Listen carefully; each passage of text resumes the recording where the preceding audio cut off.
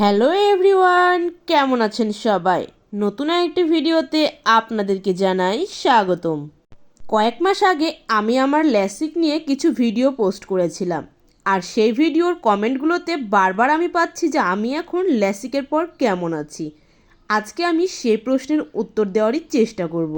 যারা চশমা পরেন, বিশেষ করে যাদের হাই পাওয়ার, তারা কিন্তু নিশ্চয়ই জানেন যে চশমা কতটা বার্ডেন, কিন্তু কিছু করার উপায় নেই, পড়তেই হবে। আমার চশমার পাওয়ার ছিল -8.5, তার সাথে আবার সিলিন্ডারে ছিল।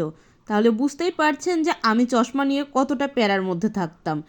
আর এতটা ভারী চশমা ক্যারি করা আসলে খুব কষ্টের। বাট আফটার ল্যাসিক আমাকে আর কোনো চশমা ক্যারি করতে হয় না। তাহলে বুঝতেই পারছেন যে আমি কতটা ভালো আছি। হ্যাঁ, আর অপারেশনের প্রথম কয়েকদিন, বিশেষ করে প্রথম এক সপ্তাহ খুবই সমস্যা হতো, আর এটা যে কোনো সার্জারির ক্ষেত্রে কিন্তু একটু হবেই। বাট নাও আমি এখন সম্পূর্ণ সুস্থ।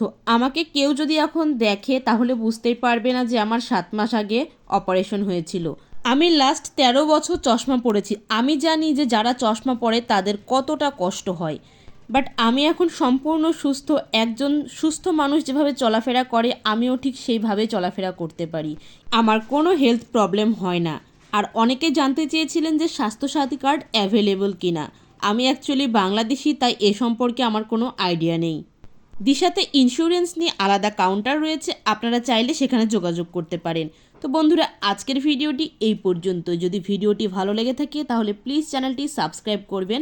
সবাই ভালো থাকবেন, সুস্থ থাকবেন। দেখা হচ্ছে নেক্সট ভিডিওতে।